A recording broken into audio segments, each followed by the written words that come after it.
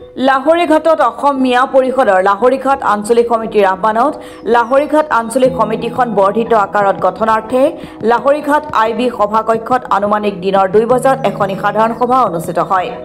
উক্ত সভাত বৃহত্তৰ লাহৰীঘাট অঞ্চলৰ বহু কেইবাগৰাকীও সচেতন তথা সমাজকৰ্মী ব্যক্তিয়ে পৰিষদত যোগদান কৰা পৰিলক্ষিত হয়। উক্ত সভাত সভাপতিত্ব কৰে জহিৰুল ইছলামে আৰু উদ্দেশ্য ব্যাখ্যা কৰে আবুল হুছেইনে। আজিৰ সভাত কেন্দ্ৰীয় সমিতিৰ সম্পাদক M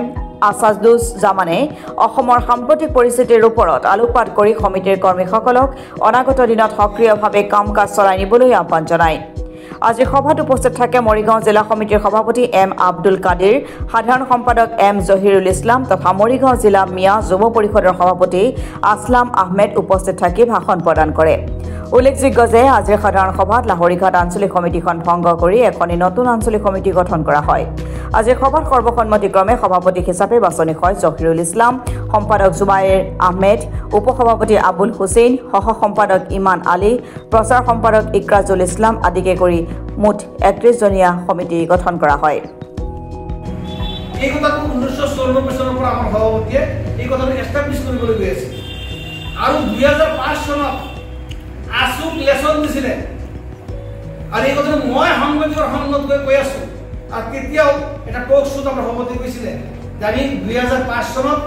আমি আসুক লেছন দিছিলো যে আপোনালোকেও কিমান কৰা কাৰণ মিয়া পৰিষদৰ কথা চৰকাৰে নুশুনে যে আপোনালোকৰ সংগঠন শক্তিশালী সংগঠন সমত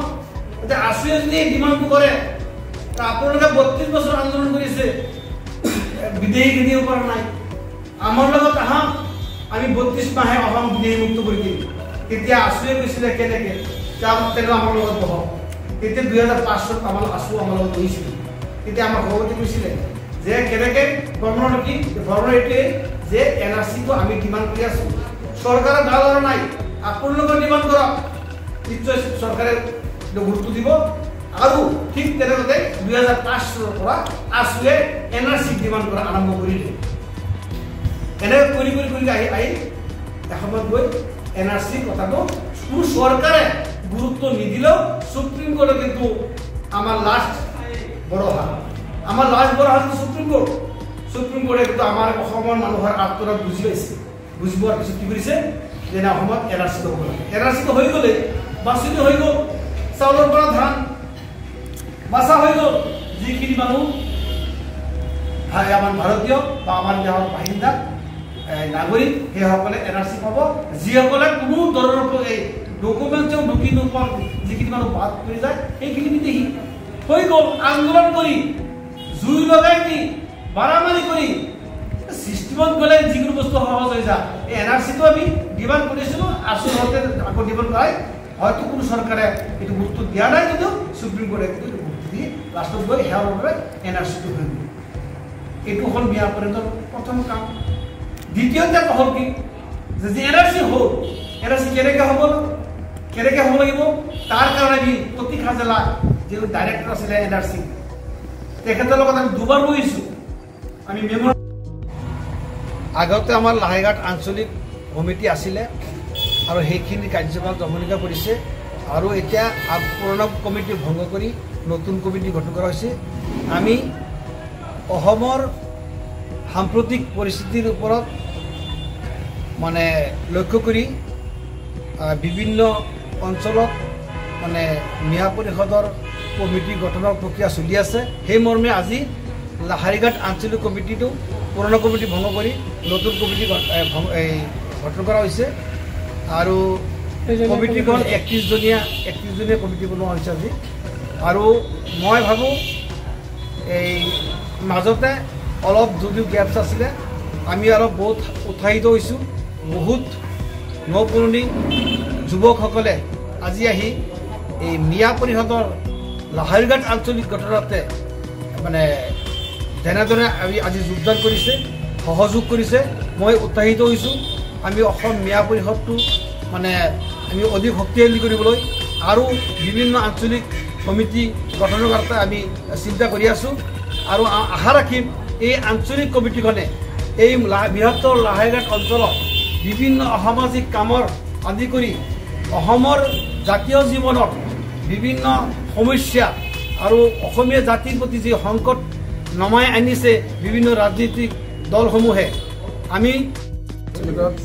আমার পুরোনো কমিটি আছিল, আজ সেই কমিটিখন ভঙ্গ করে একটা নতুন কমিটি 31 দিনে একটা নতুন কমিটি গঠন হয়েছে। এই কমিটির সভাপতি হল জহিরুল ইসলাম আর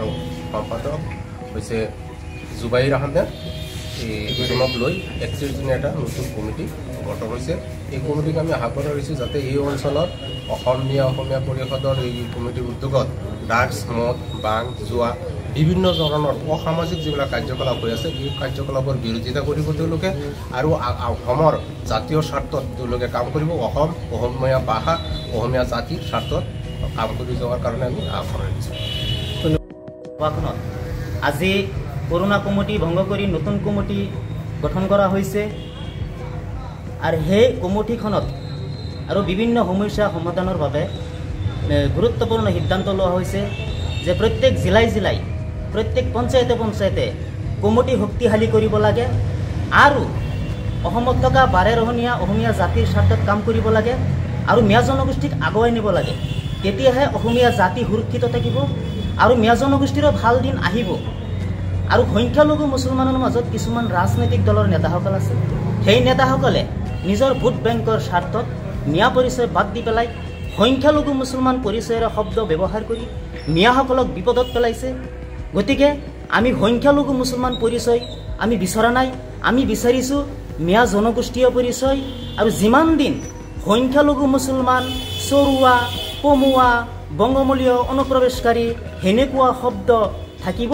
সিমান দিন সংখ্যালঘু মুছলমানৰ ওপৰত হাৰাশাস্তি চলি থাকিব। গতিকে এই সংখ্যালঘু, চৰুৱা, পমুৱা, বংগমূলীয় সেনেকুৱা শব্দ আমি অপমানজনক বুলি ভাবোঁ, কিন্তু আমি সেই অপমানজনক শব্দ আমি বিচৰা নাই, আমি বিচাৰিছোঁ মিয়া জনগোষ্ঠীয় পৰিচয়।